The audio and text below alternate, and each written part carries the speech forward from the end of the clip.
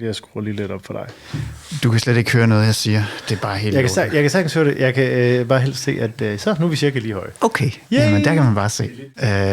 Så kan du starte med at svare på et spørgsmål. Gerne. Hvad fanden er det nu, pladen hedder? Der ligger mellem In Absentia og Fear for Blank Planet. Den hedder Deadwing. Deadwing, ja. Yes. Jeg er simpelthen gået Deadwing med det. Hvad fanden er det nu? Det er det, Lazarus er på. Det er med det, Lazarus er på, og jeg har lige siddet og spillet Lazarus derhjemme på gitaren og tænkt, kan jeg vide, om Jakob nævner Lazarus her til aften?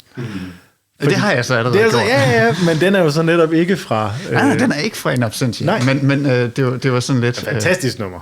Ja. Altså, men man kan sige, jeg synes, at der er noget af det, der sker på In Absentia, der leder Steven Wilson i retning af det, der så ligesom giver ham plads til at lave Lazarus. Mm-hmm. Der findes plader, man opdager, lytter til i en periode, og derefter sætter bort på den mentale og fysiske hylde. Og så findes der plader, man vender tilbage til igen og igen, fordi de vækker en følelse, der ligger gemt et sted i kroppen. Som om lyden af netop det album er blevet en del af ens DNA.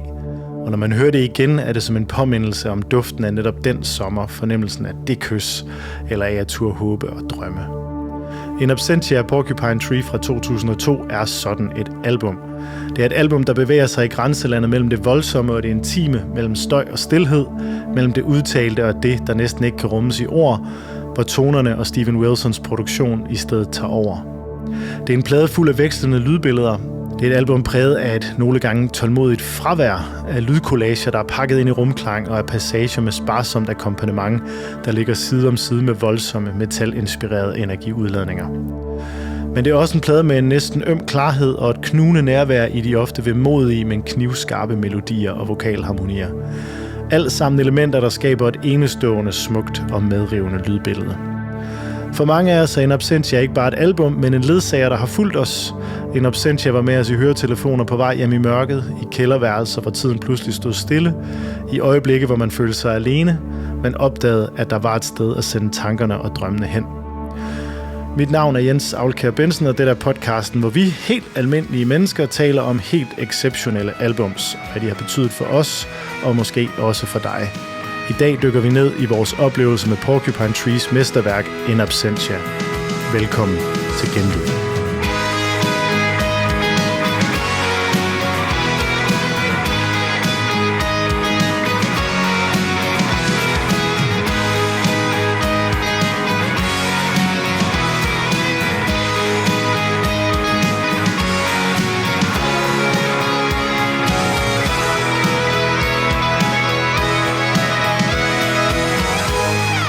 Og dermed er jeg fornøjelsen af at byde velkommen til jer. Jakob Skrøder, Peter Gomez. Mange tak. Hallo. I er ingeniører og musikere, og så har I ligesom mig et nært forhold til Steven Wilsons musik i almindelighed, og In Absentia i særdeleshed. Og vi har øl på bordet, og skål. God stemning i lokalet. Skål. Ja, skål. Vi skal gerne snakke om vores forhold til In Absentia, og snakke om, hvordan vi hver især mødte albumet første gang, og hvad albumet sagde til os dengang, og hvad vi hører, når vi ser det i dag. Og jeg tør godt sige, at det er et album, der er et stort fælles referencepunkt for os. Ja, i hvert fald for nogle af os. I hvert fald for nogle af os. Jeg synes, det er blevet det for os alle tre. Ja, det tror jeg også godt. Ja. Semi? Okay. Vi kommer til at vinde enkelte sange selvfølgelig, og pladsens helt særlige stemning, og ikke pladens helt særlige stemning, og ikke mindst dens plads i Steven Wilsons ret betragtelige diskografi. Men først så kunne jeg tænke mig at starte med, at vi snakker lidt om, hvordan vi opdagede pladen. Og skal jeg, fordi det første afsnit, lægge for? Det kan du da. Det kan du bare gøre. Øj, hvor dejligt. Det er også det dejlige, ved man selv sidder og styrer knapperne. Du får lov til at tage den i dag, så kan man få lov fordi til at du er dig. Det var i 2004, så vi er 22 år tilbage i tiden, fra vi sidder her i dag. Og jeg spillede heavy metal, og det var en drøm, der så småt var ved at dø ud, og romantikken i det var borte, og dem jeg spillede med og jeg selv, vi kunne ikke genkende hverken os selv eller hinanden. Og så på et tidspunkt sidder jeg og tænker, at jeg er nødt til at bryde ud af det her, af både miljøet, jeg befandt mig i, men også af genren. Det var låst i nicher og klichéer, og der manglede noget spændende i det. Og så sidder jeg på et tidspunkt i et kælderværelse ude i Viby, til sådan en fest, og føler mig rigtig deprimeret. Så kan jeg huske, at jeg sad på sådan en trækasse hen ved et anlæg, hvor der var en CD-afspiller. Og mens jeg sidder der og synes, at musikken er ved at dø, så lige pludselig så kommer ud af højtalerne den der Always the summers are slipping away. Og jeg kan huske, at jeg simpelthen fysisk rykker tættere på albummet, mens de andre, jeg er sammen med den dag, de sidder og snakker hen ved et bord. Og jeg sætter mig bare hen til det der album, og det der anlæg, og sidder helt stille, og bare lytter til det her helt utrolige musik, der kommer ud, som ikke er heavy, men det er heller ikke pop, det er ikke rigtigt, hvad er det her for noget, ikke? Og det var altså i CD'ernes tid, det her, så jeg låner den her, og det må jeg så indrømme i dag, brændte CD, som min daværende guitaristven har. Jeg har købt albumet på vinyl siden, så alt er godt. Jeg tror, Steven Wilson har fået de penge, han skal af mig. Men jeg låner den her med hjem, og går simpelthen med min Discman hjem, og hører det her album igen og igen. Og jeg kan huske at gå igennem Aarhus med de der helt fantastiske omkvæd i ørerne, og bare tænke, jamen, det her, det er jo, der er noget helt nyt, og helt vildt melodisk og smukt i det her, som der ikke var tilladt i den heavy-verden, jeg havde fundet mig selv i. Så det var som om, det mindede mig om noget, som jeg i hvert fald skulle tilbage til Queen for at finde den samme sådan, ikke begrænsning i genre, men også kærlighed til vokalharmonier og det storslåede, og den der sådan helt legitime søgen efter den smukke melodi. Og jeg blev simpelthen så opstemt af det album, at det var den ild, der gjorde, at jeg turde indrykke en annonce i, det var ikke et blad, men det var en... det var vel noget internet-annoncering. Internet, musik, dating, halløj, og ligesom sige, at nu vil jeg starte et nyt band. Og der kan jeg huske, at jeg lagde Trains fra In Absentia ved, og ligesom sagde, at den her sang, altså hvis ikke man mærker noget, når man hører den her sang, så skal vi ikke lave noget sammen. Så det blev simpelthen et album, hvor drømmen blev født igen for mig. Jeg føler simpelthen, at jeg fandt mig selv igen. I hvert fald rent musisk, men også på mange måder menneskeligt, da jeg hørte det album.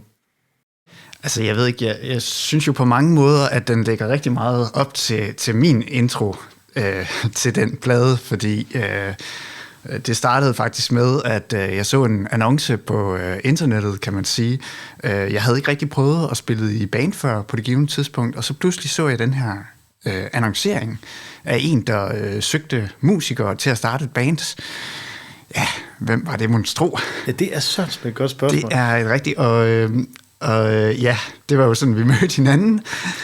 Det var sgu en okay dag. Det var en okay dag, ja. Men der gik en hel masse ting forud for det, men vi mødte i hvert fald hinanden, og du præsenterede mig i høj grad for både In Absentia, men også rigtig meget andet på den tid, men rigtig meget Porcupine Tree, og især In Absentia for mig står lidt som den der indgangsvinkel. Det jeg startede med, da jeg kom ind i det her projekt, som du, Jens, jo ligesom har startet helt tilbage der i 2006.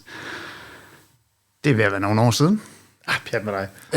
Men i hvert fald, det var ligesom en af de første, jeg tror faktisk, det var den første plade, som jeg ligesom på baggrund af inspiration fra dig har købt. Altså det er den første plade, du har inspireret mig til at købe, er faktisk In Absentia. Og det er jo så hele min indgangsvinkel til også Porcupine Tree og alt, hvad de har. Et kæmpestort katalog. Men det er i hvert fald, det er ligesom det, der startede hele min rejse med dem. Og på mange måder jo egentlig også den rejse, vi har haft rent musikalsk. Så det er især den tid, som pladen ligesom repræsenterer for mig. Og alt det der, det har også i høj grad været mit, hvad kan man sige, gateway drug i forhold til at lære en hel masse andet musik, også lytte lidt mere til forskellige typer metalmusik og sådan noget, er også ligesom startet fra nogle af de her nuancer, der er på den her plade. Så jeg ved ikke, det tænker jeg ligesom er min introduktion. Ja, vil du, det var tæt forbundet, men... meget. Hvad siger du, Gomes? Jeg tror faktisk, at jeg opdagede ikke den her plade.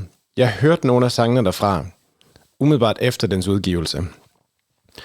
Fordi der har vi siddet vi var en flok gutter i gymnasiet, der godt kunne lide at mødes og spille computer, og så delte vi jo diverse ting med hinanden. Film og musik. Så min musiksamling var i allerhøjeste grad en ulovlig bunke filer på lige omkring 10 gigabyte, nåede den op på, hvor nogle af sangene var jo så Porcupine Tree. Og jeg kan huske, at jeg lyttede til det dengang og tænkte, det er fandme fucked. Meget af det andet musik, jeg lyttede til på det tidspunkt, var, lad os sige, noget mere endimensionelt. Jeg forstod simpelthen ikke, hvad det var, der foregik i det musik. Jeg kunne huske, jeg hørte, vi vender selvfølgelig tilbage til sangene senere, men jeg glemmer titlerne. Hvad hedder den første? Blackest Eyes. Hvor jeg tænkte, okay, det er lidt hårdt. Det kunne godt minde mig sådan lidt om noget System of a Down-agtigt noget. Var sådan et, det kan jeg måske godt være med på. Og lige så lukkede det bare op og var sådan et smukt pop-univers. Hvor jeg sådan, nej, det fatter jeg simpelthen ikke. Nå, men lad os prøve at se, hvad han ellers har lavet. Og så var det sådan nogle skæve rytmer og nogle underlige toner. Og sådan et, nej, fuck det, jeg giver op. Og så tror jeg faktisk, så har det har været lang tid senere, dengang jeg så mødte jer, og vi begyndte at lave musik sammen. Så tror jeg faktisk, at det var noget med, at jeg først hørte Steven Wilson, som i hans soloprojekt for, er det 10 år siden, han udgav Hands Cannot Erase? Ja, nu skal jeg passe på, hvad jeg siger, jeg ikke pisser nogen lytter af, men ja, det er vel omkring 10 år siden. Ja. Og så, som var et helt magisk album, og så tænker jeg, okay, men han har da vist også været med i Porcupine Tree, jeg kan lige prøve at se, hvad det er. Og så har jeg så hørt In Absentia, og er blevet lidt mere sådan åbensindet, og måske sådan kultiveret inden for musik, så der var bestemt en hel del mere glæde at finde i albummet. Men ja, altså, jeg var der ved udgivelsen. Du var en af dem, der ikke forstod det. Hold kæft, det er noget lort. Men det er jo sjovt, ikke? Fordi det er simpelthen blevet et album for så mange mennesker, indtil, som du siger, Jacob, det er sådan en gateway drug, også ind i hans musik. Mm-hmm. Pudsigt nok, det var jo deres første store sådan album-release for et større amerikansk label, så vidt jeg husker. Men den skuffede helt vildt på det tidspunkt, den kom ud. Jeg tror ikke, den solgte mere end 250.000 eksemplarer, og de havde brugt en formue på at lave det, og havde været i New York og indspillet det og alt muligt, og der var helt klart lagt i kakkelovnen til, at de skulle blive det nye Radiohead, eller hvad de nu skulle være. Alt det der, du ved, som amerikanske pladselskaber kan tude kunstnere og ørerne fuld af i den periode. Ikke? Men som jeg har forstået det, så var det ret undervældende i starten, men jeg tror også, det er et faktum, hvis man spørger Steven Wilson i dag, og man sådan læser op på ham og sådan noget, så er mit klare indtryk, at han også deler det, du siger med, at det er en gateway for rigtig mange mennesker ind i deres musik. Så man kan sige, det kan være, at du, Gomes, du kom via hans soloplader tilbage til det her. Der ligger nok også lidt af kimen til hans soloarbejde i nogle af de her sange. Det kan vi jo vende tilbage til. Men det er jo den første plade, hvor de spiller med Gavin Harrison, og hvor der også dermed også kommer noget heavy metal element ind der. Og Gavin Harrison er jo egentlig både fænomenalt fuldstændig, men han er jo også jazz-trommeslager og alt muligt andet, men de bruger ham til at lave heavy dele i lyden, som der ikke var på de forrige plader. Det er jo egentlig meget sjovt, du siger det på den måde, fordi som jeg har hørt det, har det jo, står det jo som mit første. Så jeg har aldrig tænkt det som andet, end at Gavin Harrison selvfølgelig var med. Nej, det er klart. Man vidste ikke andet. Nej, men han er også så definerende i det lydbillede. At det er han nemlig. Det er, og det pudsige er, har I hørt det album, der hedder Blackwater Park med Opeth? Mm-hmm. Før. Det var det, Steven Wilson producerede, lige før han lavede In Absentia, og det er... sygt nok. Han var inde i en rigtig god streak lige der. Det er, igen, altså, lytter om at bande og skrive til os, hvis det er, men jeg vil jo fastholde, at det er Opeths største mesterværk. Jeg tror i hvert fald, der er bred enighed om, at det er et af deres kreative højdepunkter, og jeg kan huske, at jeg hørte Blackwater Park, som jo er en klar heavy metal-plade, før jeg hørte In Absentia. Og jeg blev meget, meget forelsket i den sound, den lyd, som den plade havde. Og da så jeg hører In Absentia, så er det faktisk fordi ham, der havde den brændte CD nede i kælderen, han fortæller mig, at det er produceren af Blackwater Park. Og så viser det sig, at det jeg er fan af i virkeligheden ikke Opeth. Jeg er faktisk fan af producerens sound, som han så tager med over. Og når så Gavin Harrison kommer ind, så er det som om det fuldender for mig også det lydbillede, der er Porcupine Tree. Det blev det er den plade, det er den sound med Gavin Harrison ombord, der ligesom er Porcupine Tree, for mig i hvert fald. Jeg er jo i hvert fald enig, men jeg har heller ikke den der baggrund, der hedder, jamen, der var et lyd uden ham. Jeg har den næsten kun, at det er kun med ham, der er et Porcupine Tree, i hvert fald i min optik. Ja. Fordi jeg næsten ikke har hørt noget af det tidligere. Og på det givne tidspunkt har jeg slet ikke hørt noget af det tidligere. Jeg tror, der er mange, der har haft det sådan. Har han været med i Steven Wilsons solo-ting senere? Nej, han har gæstet det en gang imellem, men han spiller... Altså på indspillingerne, tænkte jeg. Ja, han har, jeg mener, han har gæstet på. Okay. Det skal jeg lige tjekke op. Det var faktisk i dag, der er meget koldt i dag, og jeg ved ikke, hvorfor det har nogen som helst relevans, men jeg gik og hørte, en Absentia i dag, fordi det kan vi lige snakke om senere også. Det er sådan det er et skørt album. Det er sådan, der er en tid og et sted til at høre en Absentia. Man kan ikke bare sådan, jeg sætter det bare lige på. Nej. Hvorfor det også var svært at faktisk at finde tid til, fra det blev offentliggjort, eller fra vi snakkede om, at det er den, vi snakker om i den her podcast. Og så frem til nu, så har det været svært at finde tid til den. Men i dag, på vej ud for at træne, der hørte jeg den så, og det jeg ville frem til at sige, det var bare, at der er en meget specifik lyd på lilletrummen i The Creator Got a Master Tape, hvor jeg tænkte, hang on, den er der også med i Perfect Life i Han Cannot Erase. Det kunne sagtens være et sampler fra. The Creator, vi kan jo godt begynde at gå ned i nogle af sangene, så starte med The Creator Has a Master Tape. Hvilket også er et sjovt sted at starte, fordi det er slet ikke, hvis man skulle nævne et nummer fra den her plade, så er der meget få, der nok vil nævne den. Men den er et sindssygt godt eksempel på den sound, han sidenhen lavede, Steven Wilson, i sit soloprojekter. Jeg synes, den er helt... Altså, man kan tage en lige linje fra The Creator Has a Master Tape op til Han Cannot Erase, og ikke mindst, sådan et nummer som People Who Eat Darkness fra To The Bone. Og jeg ved, var I med over at se ham spille i Vega på den turné? Ja, det tror jeg faktisk, der spillede han The Creator Has a Master Tape. Og ikke jo hitsene i anførselstegn. Vi var derovre. Ja, var vi ikke det? Det var år, var det 2017 eller sådan noget? Ja, jeg tror, jeg var med. Jeg kan huske, folk blev ved med at råbe, at de gerne ville høre Trains, og han var sådan, at det er en lortesang, jeg gider ikke spille Trains. Okay, skal vi få Trains ud af vejen først? Så det var jo det første nummer, jeg hørte. Og jeg vil lige sige en ting om Trains. Der er nogle kunstnere, der får lov til at lave det, jeg vil kalde en one in a million sang. Og jeg vil simpelthen skide på haterne. Det er et fænomenalt nummer. Og der er en grund til, at så mange af hans fans og sådan noget er vilde med den sang, og selvfølgelig også mange synes, det er, at den er hørt for meget, eller hvad det nu er. Jeg ved i hvert fald, at Steven Wilson selv har et anstrengt forhold til den. Og det tror jeg egentlig, han har, fordi han er bange for at blive låst fast i, at du har et hit. Altså, og erkendelsen er der, for da de turnerede Reunion her i 2022, og endelig fik den der kæmpe store arena-turné, de altid har drømt om, så er han jo heller ikke mere tonedøv, end at de selvfølgelig lukker med Trains. Nej. Så han ved det jo godt selv. Ja. Men jeg kan huske, at jeg spurgte ham engang, da jeg mødte ham, om det nummer. Altså, hvordan kan du nærmest finde på at stille dig op og ikke spille den? Og hans måde at gå til den på var bare, it's just a song. Altså, for ham er det bare, det er bare et nummer, han sad og skrev til den her plade. Den er ikke speciel. Men jeg er uenig. Jeg synes, den er fænomenal af mange årsager. Den har, for det første, et helt fantastisk omkvæd, men den er også et mikrokosmos af hele hans måde at lave musik på, synes jeg. Det må man gerne være uenig, men der er hele sådan det akustiske element, der er rock-elementet, der er den sådan vemodige melodi, der er nostalgien i teksten, der er det lidt aparte med håndklap og banjo, og altså, ja, det er mega fedt. Ja. Og samtidig er det så poppet, at det er medrivende og på en eller anden måde går rent ind. Men det er også 5 minutter langt, eller hvad den er, ikke? Altså, det er heller ikke et radiohit.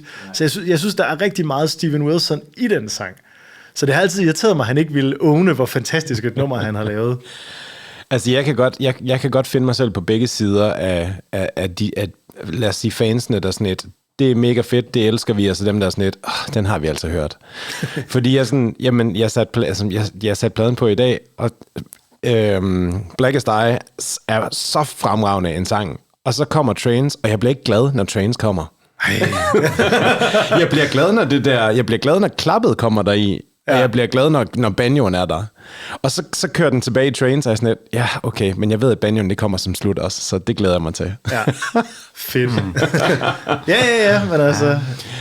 nogen...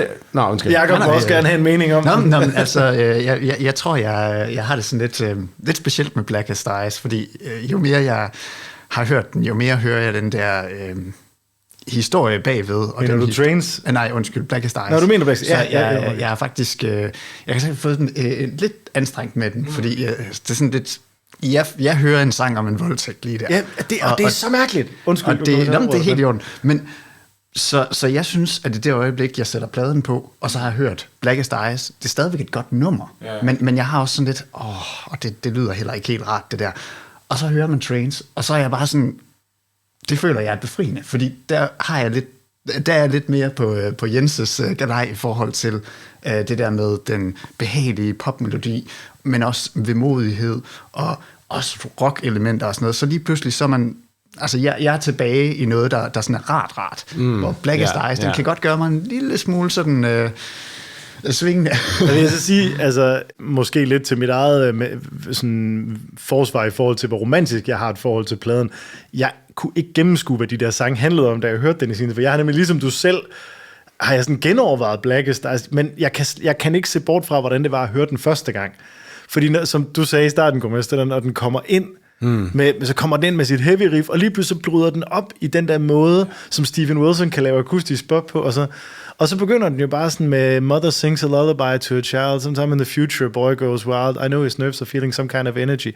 Det er stadig så løst, at jeg kan godt se bort fra det, men jeg er helt enig, Jacob. Den er... Det er sådan en underlig fetish, han har. Jeg synes måske også, det er meget typisk ham. Det er det der med at tage noget. Det er ret interessant. Ja, og så igen, han er jo simpelthen bare sådan en han er jo sådan en hjemmegående husmoragtig type, Steven Wilson, med bare tær, ikke? Der er jo ikke nogen, der er længere væk fra at være seriemorder, end at jeg har mødt en end ham. Men det er typisk ham at tage et meget dystert tema og putte ind i en egentlig meget smuk sang. Ja. Jeg synes, det er interessant, at den handler om en voldtægt. Jeg må indrømme, at jeg ved ikke, hvad nogen af de her sange handler om. Jeg hører ikke bare lade ham blive. Det er jo ikke sikkert, det er den handler om. Nej, det tror jeg, det er. Det er jo det, jeg har fået ud af den, men min point sige. er bare mere, at det sidste, jeg hører, når jeg lytter til musik, det er som oftest teksten. Og der er så meget musik, så mange små elementer, så mange lækkerier i det her musik, at jeg er ikke nået til at høre teksten heri. Jeg aner ikke, hvad de sange de handler om. Men det er jo et eller andet sted også fint, at det ikke er nødvendigt for at kunne nyde det så meget som det er. Altså fordi musikken er så stærk. Der er også en anden nummer, som jeg holder rigtig meget, som jeg faktisk ved er Steven Wilsons favorit, den der Heart Attack in a Lay-By. Det er hans egen favorit, og det er jo et helt vild minimalisme, rent musisk. Der sker intet i det nummer, sådan på papiret i hvert fald. Det er et eller andet elpiano, eller hvad det er, møder hans guitar, og så ellers bare vokal. Og den handler om en mand, der er ved at dø. Det er tilsyneladende det, den handler om. Ikke? Altså, men jeg har aldrig rigtig hørt den for den historie. Nej. Jeg går ind i det nummer for stemningen. Og fordi den stemning er så, den er så ren, og den er så intens, at det også er overvældende. Selvom at du ignorerer den ret overvældende historie, der faktisk også bliver fortalt. Og der tror jeg er lidt altså, på dit hold med, at jeg hører egentlig ikke efter. Nej. Men det er heller ikke nødvendigt, egentlig. Nej. Jeg synes, det er jo en ting, apropos minimalismen i den sang. Der er nogle af de der sange, hvor... prøv at tænke jer at have Gavin Harrison med i dit band, og så have 3 eller 4 af sangene på pladen, hvor han slet ikke spiller. Nej. Det er også ret vildt. Det er så overskudsagtigt. Ja. Altså, grænsende til det arrogante. Tænk sig at have ham ombord, og så bare sige, nej, vi holder minimalismen. Vi lader os ikke rive med. Vi holder det hernede, fordi det er det, sangen skal have. Det synes jeg vidner om et meget, meget stort sådan, kreativt overblik. Og altså, ja, det er derfor, jeg også tænker mesterværk, når jeg tænker på den her plade. Mm. Men den er også på mange måder en super mangfoldig plade. Den stikker jo i alle retningerne. Og dens dynamik er jo... Altså, det er jo helt fra det stille til det høje. Noget af det, jeg lagde mærke til, da jeg lyttede til den, det var, jeg var så vild med, hvordan den her plade, den er blevet produceret på et tidspunkt, hvor vi ikke lavede Loudness War. Altså det her, altså alle plader i dag, alle selskaber, alle producer og sådan noget, de skal bare have deres musik til at lyde kraftigere end alle andre. Og det er lidt skørt, fordi vi kan ikke gøre det kraftigere. Fordi så begynder vi at distorte. Jeg kan ikke lide fysikken bag ved det, men det er sådan et 0 dB. Det er sådan, vi kan ikke lave minus dB. Vi kan, eller rettere, jeg ved sgu ikke, hvordan man siger det, men vi kan i hvert fald ikke, vi kan ikke gøre det kraftigere end det. Nej. Fordi så begynder ting at digitalt forvrænge, og så er det jo sådan lidt, ja, okay, men så får det en anden lyd. Og dengang, der var der bare plads til, at jamen, jeg tror faktisk ikke, at man havde overvejet det. Selvfølgelig er man nødt til at komprimere ting og så videre, men ikke i samme stil som i dag, hvor de dynamiske udsving dengang var større og mere magiske, end de har været på mange, i hvert fald popproduktioner i dag. Jeg tror, Steven Wilson vil blive utrolig glad for, at du bemærker det, fordi jeg mener at vide, at det er sådan et kardinalpunkt for ham. Jeg synes, det er meget tydeligt, når man hører også hans soloplader. Jeg har faktisk ikke tænkt over det med præcis det her album, men jeg har tænkt over det med meget af det musik, han har lavet, at når du hører det i en playliste, hvilket han jo også ville korse sig over, men altså, og dermed op imod noget af det andet musik, så er det påfaldende, at hvordan hans musik er mixet og masteret anderledes, for netop ikke at falde for den der loudness war. Og der er, jamen, det er jo igen et fantastisk valg at tage, men jeg er ikke sikker på, at det har været befordrende for ønsket om at have et radiohit. I for eksempel, var det The Sound of Music, de udgav som single, det kan jeg ikke huske, det må jeg lige dobbelttjekke. Men jeg tror, at der har et pladeselskab nok korset sig over den beslutning. Selvom jeg er enig med dig i, det er den rigtige beslutning. Det er kunstnerisk den rigtige beslutning. Men det er jo spekulativt, det ved jeg ikke. Hvad tænker I om The Sound of Music? Det er jo Steven Wilson, der bliver sådan næsten prædikende. Det er også en af dem, jeg vender lidt tilbage til en gang imellem. Det er også en af dem, der ligesom har hængt ved efterfølgende. Nu er der gået lidt tid, hvor jeg ikke har hørt det, eller perioder, der ikke har hørt det. Jamen, så er det alligevel som om, at The Sound of Music, den hænger lidt i baghovedet, fordi det er hele historien, alt det, den ligesom handler om, hans prædiken, altså, der er et eller andet rigtig fedt budskab i den sang, som jeg er rigtig vild med, og det er også et pissefedt nummer samtidig, så den kan et eller andet særligt for mig. Den har en særlig plads. Det er en af dem, der har en særlig plads, kan man sige. Men det er også sådan, altså... Undskyld dig først. Jamen, det er jo der, hvor... Gavin Harrison. Det her, det var sådan en af de der, hvor jeg tænkte... Ligesom jeg lagde mærke til det før med lilletrummen, og det så måske er et sample i Perfect World på Hand Cannot Erase. Så tænker jeg, den her, sådan, det er der, hvor jeg for første gang måske hører Gavin Harrison komme til sin ret. Fordi det er ham, der nærmest indleder nummeret, hvor der bare ligger sådan noget, det koger bare lidt, mens han kører, og så er det en 7/8 del sang, eller sådan et eller andet. Den er nemlig sådan, men han spiller det på sådan en musikalsk måde, at det tog mig lang tid at opdage, at den ikke gik i, vestlige pølse 4-agtigt et eller andet.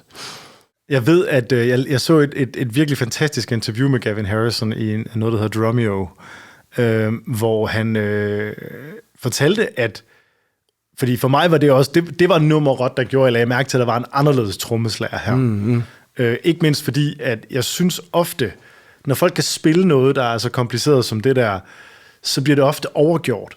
Og så forsvinder det for mig, så er jeg ikke interesseret i det. Det skal tjene nummeret, at der bliver lavet noget skævt. Det er fint, der bliver lavet noget skævt, men det skal ikke være for at gøre det. Og her nævner jeg ikke nogen navn, men det er der bestemt eksempler på inden for progressiv rock og andre nogen, hvor jeg synes i hvert fald, at det bliver for meget.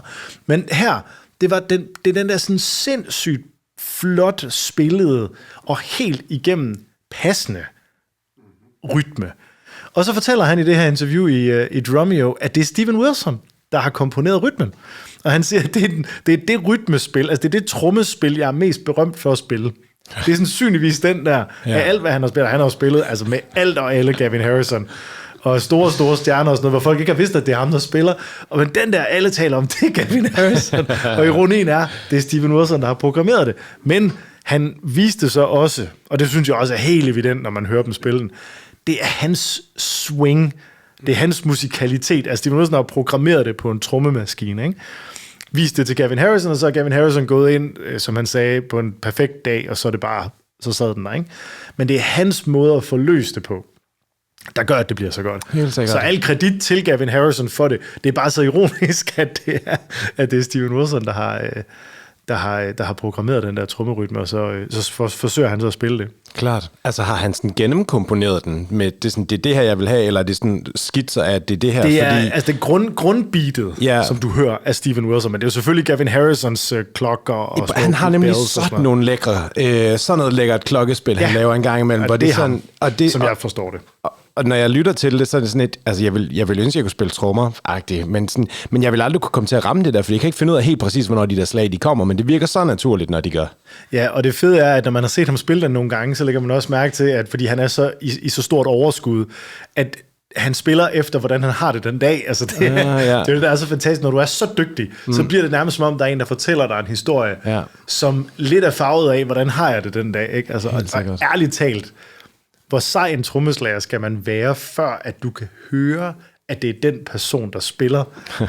Det gælder selvfølgelig for alle instrumenter, det er jeg med på, men det der med at have en signaturlyd, det er da helt fantastisk. Og der kan man sige, The Sound of Music, men i det hele taget pladen, jeg synes bare en super god repræsentation af, hvad han kan. Og jeg kan godt forstå, at de ligesom valgte at sige, okay, ham her skal vi have med fremadrettet. Det var hans første møde med bandet. Det var den her indspilning. Og som jeg har forstået, det var hans sessionmusiker, da han indspillede pladen. Men jeg tror ikke, der er nogen, der bebrejder dem, at de tænkte, at vi må sgu hellere få ham der med. Han er rimelig, han er fandme vild. Altså.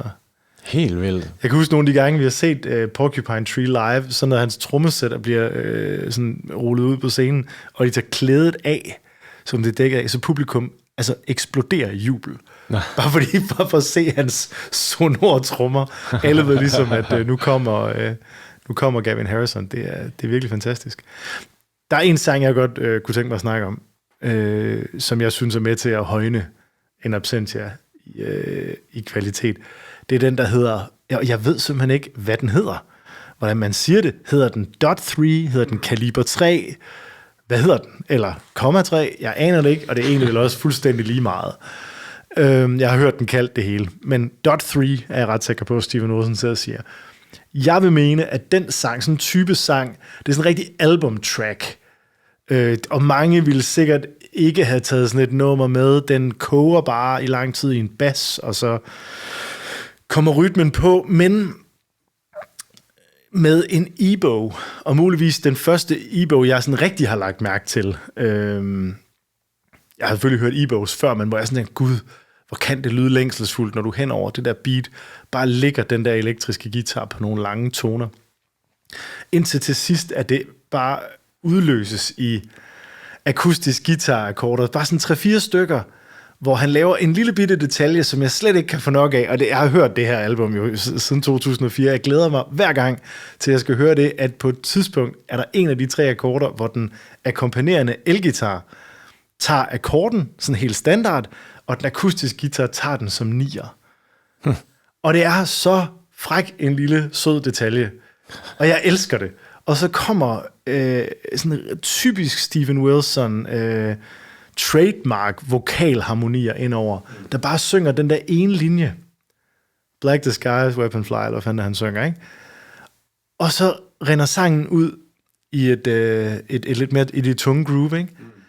Det er, altså jeg synes simpelthen, at sådan et nummer, det højner pladen, fordi der er tid til at have sådan en sang. Der er tid til at gå ned af den der mørke sti, det der nummer er, som aldrig nogensinde bliver en radiobanger eller noget andet. Jeg mener at have set dem spille det i Tilburg, da vi så den historie kan vi vende tilbage til om lidt, men vi så dem optage den live-plade, der hedder Anesthetize tilbage i 2008, og der er jeg ret sikker på, at en af aftenerne spillede de Dot 3. Jeg har i hvert fald set dem spille den live. Så til min store begejstring, fordi det er også en anerkendelse fra bandets side af, at det her nummer kan noget helt særligt. Har I nogen tanker om den sang, eller er det kun mig, der tripper over den? Ærligt talt. Ærligt talt, ikke mange. Vi skal bare falde over hinanden. Go. Ærligt talt, ikke mange. Nej. Det har aldrig været den, der har... Jamen, jeg står gerne helt alene med den. Det er... Jeg ved ikke, har du... Jamen, jeg er med på den. Det var... Ja, altså sådan, igen, da jeg hørte den i dag, så var der, så kender jeg jo sangene så godt efterhånden, så nogle af dem, de kører også bare lidt. Og så var det der, hvor jeg sådan, hvad er det, jeg hører lige nu? Hvor jeg sådan, det er nu, jeg er nødt til lige at gå ind og finde, den kørte så på min telefon-agtigt, men altså sådan, hvad er det for en sang, der spiller lige nu? For det ved jeg faktisk ikke. Og så var det så Dot 3, eller Kaliber 3, eller hvad vi kalder den. Hvor jeg, for mig, netop det der med, at den udvikler sig simpelthen, jamen den udvikler sig ikke, men det gør den. Den har et helt narrativ af meget, meget små forskelle, udviklinger, en hel masse lyddesign, ear candy, vil nogen nok kalde det, som bare sådan ligger rundt omkring og panorerer rundt i stereobilledet, hvor hvis man bare sætter den på, og det ved jeg ikke, hvis man nu arbejder til den, eller hvad man nu gør, så vil man jo slet ikke høre det der. Man vil nok ikke engang lægge mærke til, at sangen, at den startede, var der og sluttede, og så videre til den næste. Men den gjorde ikke nogen fortræd, og den havde virkelig så mange små, virkelig fede elementer i den, uden at jeg overhovedet... Altså, jeg kan næsten ikke engang høre sangen for mig selv lige nu, fordi så kryptisk er den. Men det var sådan en, hvor den vil jeg faktisk gerne lige høre igen, hvor jeg sætter mig ned og lytter til, hvad der faktisk foregår. Den trækker i en, hvis man hører efter. Ja. Men jeg tror, du har fuldstændig ret i, at den kunne godt gå... Altså, den vil gå hen over rigtig mange folks hoveder. Det er i høj grad det, der ligesom er sket for mig. Som det er sket for Jacob. Jeg har givetvis, som du selv siger, siddet og arbejdet til den. Og den er kommet, og den har været der, og jeg har givetvis nydt det. Men den er også forsvundet lidt, hvad kan man sige, så meget som det er en god sang, så er det også sådan, jeg vil ikke lige sådan kunne genkalde, hvordan den lyder lige nu, og den vil også kunne spille og blive færdig, uden jeg for alvor sådan har bidt mærke i, at den var der. Det er jo en skøn ironi til, det er det jo netop. Det er faktisk med en sang, der hedder The Sound of Music. Men en sang, der hedder det. Altså, det er jo sang, det, der rent faktisk er The Sound of Music. Men jeg synes bare, den er... Måske det er netop derfor, jeg elsker den. Fordi jeg vil så sige, den er i den gode ende, i forhold til, når vi snakker Musak. Altså for 10 år siden, der havde jeg skippet den. Så havde man streaming-tjenester for dengang, så tror jeg, altså jeg ynder at høre hele albums fra start til slut. Det er jo også ligesom derfor, vi er samlet her i dag. Det må man sige. Men det er sådan en af de der, for 10 år siden, der kunne jeg godt finde på at lave min egen playliste, og så pille den ud. Fordi den simpelthen bare var sådan, altså jeg fattede det ikke. Den tager lang tid om at komme i gang. Ja. Og så er det jo først senere hen, hvor jeg begyndte at, jeg ved ikke, kan man vel godt sige, jeg begyndte at producere noget musik selv, og finder glæde i at putte nogle af de der ting ind, som, altså der er ingen, der ved, at det her, det var... Der er ingen, der ved lige præcis, hvad den her detalje er, der dukker ind her. Men altså sådan i whatever, det kunne være hvad som helst. Men jeg kan glæde mig over, at når det her det kommer, så ved jeg, at det er faktisk fordi, at på det tidspunkt, hvor vi var i gang med at optage den, arbitrært eksempel, så var der nogen, der trak en stol ud, mens vokalen blev indspillet. Og den der hyletone, der kom fra den der, det var tilfældigvis lige en pause med vokal, men sangeren var i gang med at indspille, og den kunne man så putte ind i en masse reverb, og så er det nu sådan et højt hyl, der ligger sådan hen over introen på en sang, et eller andet. Og der er ingen, der aner det ud over mig. Men jeg glæder mig over det hver gang. Og jeg forestiller mig næsten, at Steven Wilson, og hvem der nu ellers har været med til at producere Dot 3, må have haft noget af det samme. Det kan sagtens være. Altså, jeg synes i hvert fald, at den er... det er en af dem, jeg føler er mest intim for mig. Altså, det er mest som en hemmelighed, jeg føler, jeg deler med det her album. At kæft, det lyder plat. Men jeg mener mere sådan, du skal virkelig høre efter, før du lægger mærke til den. Du skal høre 3-4 minutter af den, eller noget, min hukommelse, af selve sangen, før du kommer hen til vokal-release, og får din harmoniske tilfredsstillelse af det. Det vil sige, det stiller krav. Men når du så ligesom, som du siger, når først du ved, den er der, den detalje, man nu forelsker sig i, hvad det så end er for en, ikke? Så kan man... så er man ligesom så er du med i klubben, Mule. Ja. Og det er måske det, jeg synes, den kan. Altså, det bliver, for mig er det meget, når jeg tænker på det her album, så er det helt klart en af de sange, jeg tænker på først.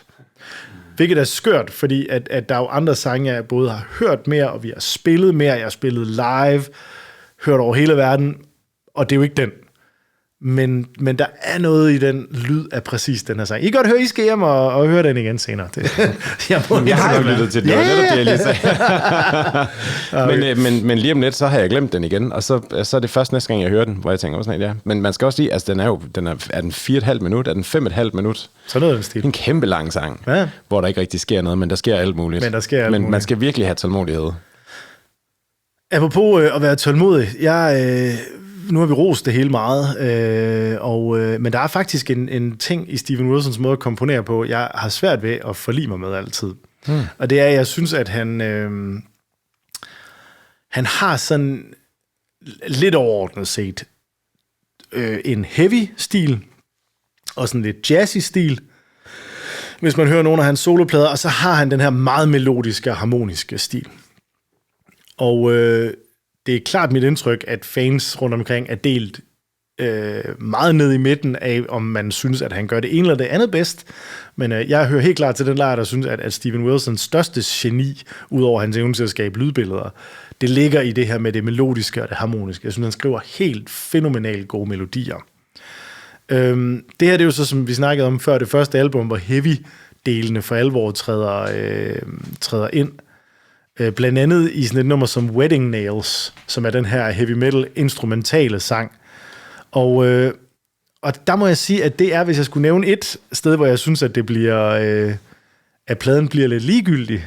Altså, det er den, jeg springer over. Det er Wedding Nails. Og det er simpelthen fordi, jeg synes, at han spiller ikke heavy nok til at spille heavy, hvis det giver mening. Altså, han er ikke heavy metal musiker. Jeg kan følge dig. Samtidig har jeg også lidt, at netop Wedding Nails var også en af mine, hvad kan man sige, gateway drugs i forhold til at blive introduceret til heavy lyd.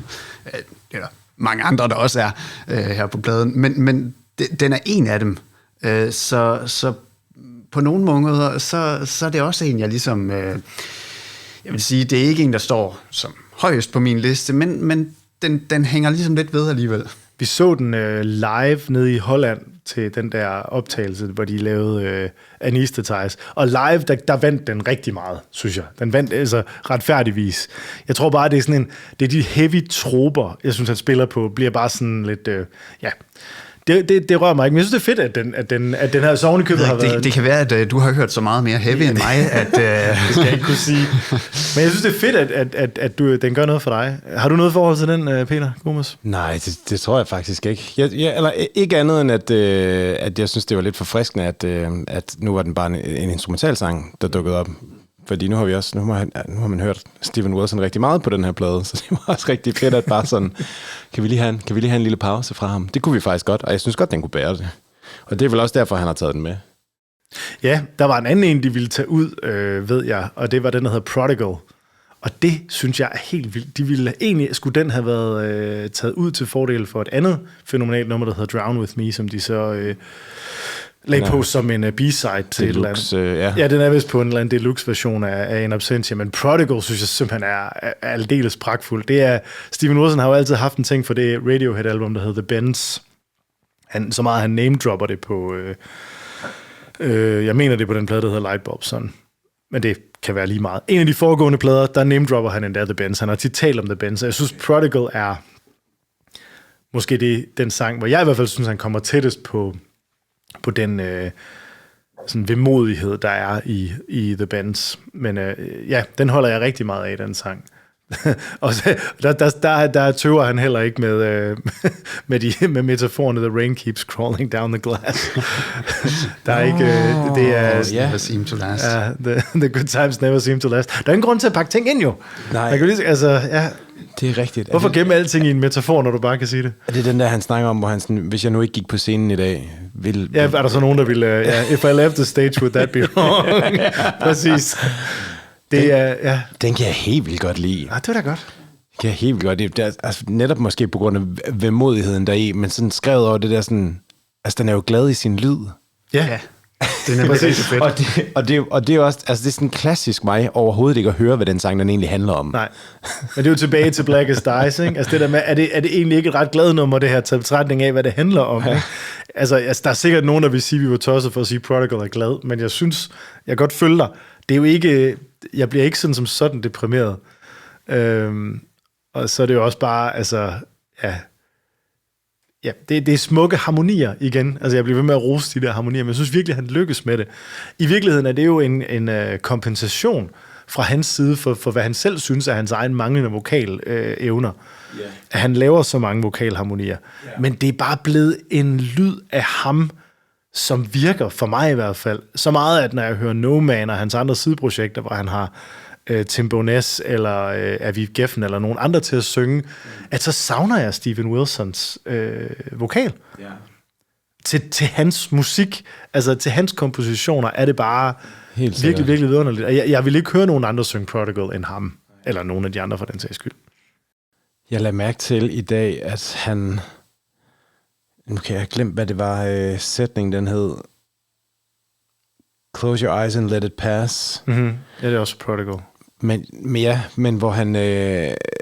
I noget af det der sådan, i slutningen af sangen, der begynder han også sådan, der er ligesom om han har optaget sin vokal igennem en bunke guitarpedaler. Og jeg bare tænkte, det lyder så fedt. Og det var bare, jamen, jeg ved ikke, om der var så mange andre, der nødvendigvis var lige så kreative og lige så meget derude, da den her plade den kom ud. Jeg synes virkelig, han laver nogle spændende ting med, hvorfor er de her pedaler kun til guitar? Ja. Man kunne da sende alt muligt igennem det. Og det har han jo så gjort. Jeg ved, at hans gode ven Michael Åkerfeldt fra Opeth, der jo så fik ham til at producere Blackwater Park, at en af de ting, han netop gerne ville have med, var det, som han kalder telefoneffekten. Som er noget, jeg kan ikke huske, om Steven Wilson bruger den så meget på In Absentia, men han bruger den rigtig meget på de foregående plader. At det er sådan en slags lydkliché af hans egen produktion. Ja. Og Michael Åkerfeldt synger helt fænomenalt, fantastisk flot. Helt vildt. Men han var også forelsket i den der kreativitet, du snakker om, med at Steven Wilson netop ikke er bange for at lade vokalerne køre igennem alle mulige former for effekter. Og det er sjovt, at det for ham er en kompensation. For jeg har også altid bare hørt det som et kreativt supplement. Ikke på trods af noget andet. Fordi han kan jo egentlig rigtig godt udtrykke sig vokalmæssigt, synes jeg, med for eksempel en, vi helt klart lige er nødt til at vinde, nemlig Collapse the Light into Earth. Ikke? Den tror jeg betyder meget for os alle tre. Der er meget om den, vi lige kan snakke om, men bare hans vokal, den skrøbelighed, der ligger der, vil jeg heller ikke have hørt fra andre. Den skal ikke overgøres, den sang. Den skal ikke nødvendigvis synges af en eller anden, der har meget større vokal selvtillid. Det klæder sangen, at den er sunget af en, der bare er så nærværende, som jeg synes, han er i det nummer. Den skrøbelighed, der ligger over det, er jo fantastisk. Og det er jo det, der gør den sang. Jeg ved ikke om... Det er jo lidt for tidligt at springe ud i den. Nej, kom der, men altså, det er jo helt klart... det er nok en af de sange, jeg har spillet mest. Både lyttet til mest, og spillet mest selv, og sunget mest selv, og lyttet til ham. Og jeg må sige, jeg har hørt flere folk synge den, og tænker også... Ja, for eksempel sidder jeg over for en, jeg har hørt synge den rigtig mange gange. Skål på det. Skål for det. Men jeg synes, du har ret i, den skrøbelighed, der ligger i hans vokal, i den der måde, altså den er noget særligt, den kan noget særligt. Og det synes jeg i høj grad gør det der nummer. Det er også et, hvor man kan sige, at den skrøbelighed, der er i nummeret og i vokalen, også bliver, hvad kan man sige, spejlet i teksten. Så på den måde er nummeret mere i sig selv, hvor de andre numre, hvis af dem har vi snakket om det der med, at teksten går egentlig i en meget mere trist retning, end nummeret egentlig lægger op til.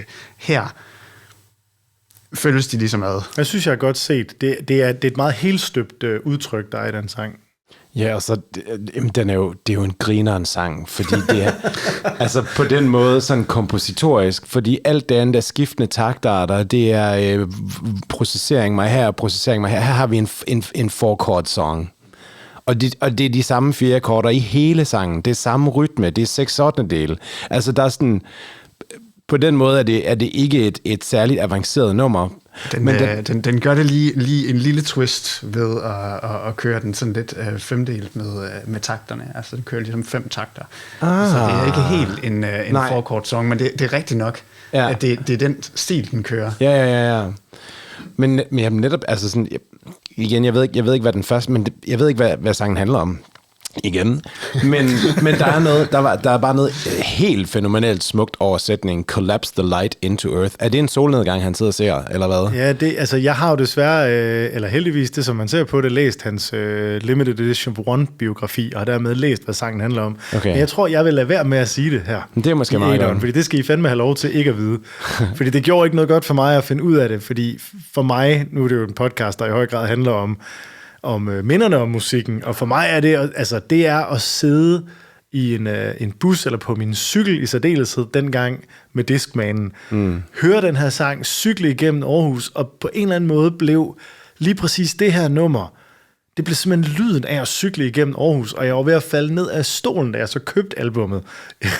I stedet for, jeg ikke kun havde den der brændte CD længere, men rent faktisk købte pladen, åbner coveret, og kunne døde mig, om Aarhus ikke er i pladecoveret. Det er rigtigt. Det er det. No. Det er simpelthen, pladecoveret er lavet af en kunstner fra Aarhus. Og der var jeg simpelthen sådan lidt, okay, det er kraftedeme vildt, mand. Jeg har gået og totalt associeret Collapse the Light into Earth med min by, med at cykle igennem min by med den lavtstående sol, der kan være, ikke? Indsæt selv knæks kliché her. Ja. Men for mig er det der, jamen det er jo en solnedgang, og der er en... Det er måske også den tekstmæssigt mest vellykkede af sangene på pladen, synes jeg. Fordi den er kort. Og fordi han måske ikke... Altså, jeg synes ikke, han prædiker noget. Jeg synes, han virker til stede. Og der er den samme... Ja, kort. Den er også 6 minutter. Nej, ikke sangen, men teksten er kort. Nå, teksten, undskyld. Teksten er kort. Okay. Ja, sangen er lang, men der kan han jo ikke begrænse sig. Nej, men teksten er ægte, og den er ren, og den er lige på, og så bliver den i det der vemodige univers, der løber ned igennem Trains, Lips of Ashes, Prodigal måske også, men også Caliber 3 og så videre, eller Dot 3. Altså det her, jeg tror måske, det her Collapse the Light into Earth er det første stykke musik nogensinde, der har fået mig til at græde. Ikke dårligt. Og jeg kan ikke huske, hvornår det... Jeg ved ikke, om... Kan jeg vide, om det er... Ej, det passer ikke. Det passer ikke, fordi det var faktisk... det var ellers en skidegod historie, men det var Steven Wilson, der fik mig til at græde med sin musik først. Det var Han Cannot Erase. Men den her kan jeg huske, at jeg var på Northside i slutningen af mit studie i Aalborg i 2017, eller sådan noget. Og så var vi en bunke, der havde meldt os til at være frivillige på Northside. Og vi boede så på en campingplads uden af Moesgaard-agtigt et eller andet.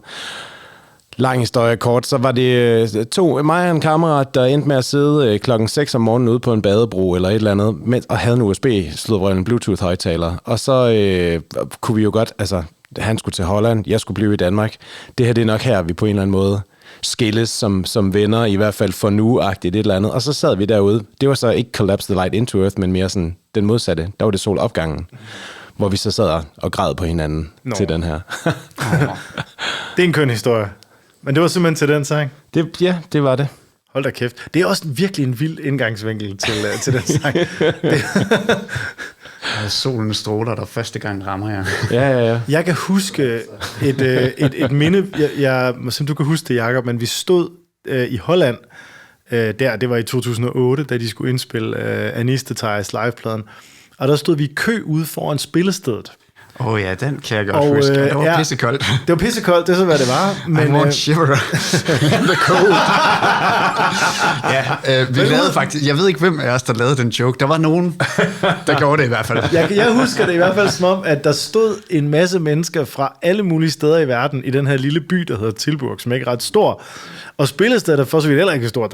Der kunne være 2.500 mennesker eller sådan noget, ikke? Og der står den her kø af mennesker og venter på at komme ind tidligt på dagen, fordi alle vil stå forrest til de her liveoptagelser.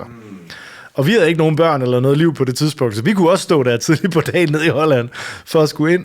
Og der stod folk fra Japan og fra Australien. Og fra Sydamerika. Sydamerika, fuldstændig afsindigt. Og folk, der går forbi, sådan helt almindelige hollændere, der kigger over på det. Hvad fanden foregår der? Ja. Altså, hvorfor er I her? Og så spørger de os, og folk siger, vi er for at se Porcupine Tree. Og der er jo ingen, der aner, hvem fanden Porcupine Tree er i den der lille hollandske by. Men det var simpelthen hele verden var bragt sammen, og der husker jeg det som om, at en af de sange, vi stod og sang med de her mennesker i den kø, var Collapse the Light into Earth. Det var det nemlig. Og det der med at mødes hele verden omkring noget så, altså, ja, med så personlige historier, som I fortæller, og jeg har kunnet fortælle omkring det her, og hele den her plade, det var simpelthen magisk. Ja. Altså, det var simpelthen så smukt. Det kunne noget. Det er noget af det, musik kan. Vi nærmer os lige så stille og roligt inden. Vi har lidt mere, vi lige skal runde, nemlig vores guilty pleasure. Fordi nu har vi snakket om et album, vi holder rigtig meget af, og hvor vi har kunne rose både produktion og tekstarbejde og rytme og alt muligt andet. Men, og det er jo ikke, fordi man ikke kan det med en guilty pleasure. Men jeg synes, det kunne være sjovt at slutte med og spørge jer, hvad er det mest sådan fjollede eller aparte, I går og lytter til for tiden? Er der en af jer, der har lyst til at starte? Take it away, Jacob. Jacob, du får lov at starte. Jamen altså, det er jo egentlig lidt pudsigt, at du sagde det der med, det sidste du hører, det er nok teksten. Fordi en af de ting, jeg hører i øjeblikket, nogen der hedder D'Artagnan, det er tysk. Og det er sådan lidt tysk folk metal. Det er virkelig underholdende at lytte til, og jeg forstår jo ikke, hvad de synger. De er simpelthen opkaldt efter den 4. musketer. Lige præcis. Og de har violiner og starter ofte med sækkepiber og sådan noget, og det er virkelig, virkelig fedt. Jeg kan kun anbefale det. Jeg ved ikke rigtig, hvad de sange handler om. Jeg tror ikke, teksten er særlig avanceret, fordi selv det meget begrænsede tysk, jeg nu kan forstå, der kan jeg forstå en signifikant del af, hvad det drejer sig om. Så det er ret simpelt. Men jeg synes bare, det er fantastisk. Og det er også fantastisk det der med at lytte til musik, hvor jeg kan nøjes med at høre musikken, og fuldstændig se bort fra, hvor banal teksten må være. Fordi her kan jeg bare grine af, hvad det handler om. Så det er min helt klart største guilty pleasure. Det er jeg nødt til at høre. Jeg vil anbefale dig at høre den. Prøv at lytte til den, der hedder Westwind. Westwind. Okay, efter tv-serien, eller? Det var Westwind, Westworld. Westworld hed den. Ja, Westwind. Der er også en, der hed West Wing. Westwind, det lyder som en tøjbutik på Fanø, eller et eller andet. Lige præcis. Den kan du starte med, hvis det er. Jeg vil høre den på vej hjem. Hvad med dig, Peter Gomez? Jeg ved ikke, om hun sådan er blevet hun er vel et Instagram-fænomen, men som så åbenbart også er ude at spille i hele verden. Blandt andet i København, og det opdagede jeg jo for sent. Men en japansk kunstner, der hedder ADO, eller jeg aner ikke, hvordan de udtaler det, som er sådan noget helt sindssygt over toppen, hyperpop, J-pop. Og så nej, hun growler ikke, men hun screamer en gang imellem. Så der er sådan nogle skøre metalelementer i det. Og så alt musikken, det foregår i sådan 160 bpm eller højere. Så det, det er helt gennemtaget. Og så har hun en sjov ting, hvor hun vil ikke ses som kunstner. Så der er ikke nogen, der aner, hvem hun er. Hver gang hun optræder på noget som helst, så er hun altid sådan, sådan helt sortet til-agtigt, et eller andet med baggrundslys og et eller andet. Man aner simpelthen ikke, hvem det er, hvordan hun ser ud. Okay, det er fantastisk. Det bliver jeg nødt til at finde ud af, hvad det er. Og så, jeg har ikke lige et eksempel. Jeg kan lige prøve at se, om jeg kan finde et eksempel på noget, man kunne lytte til, hvis det var. Hun har en sang, der bare hedder Usewa, som vist nok bare betyder, hold din kæft.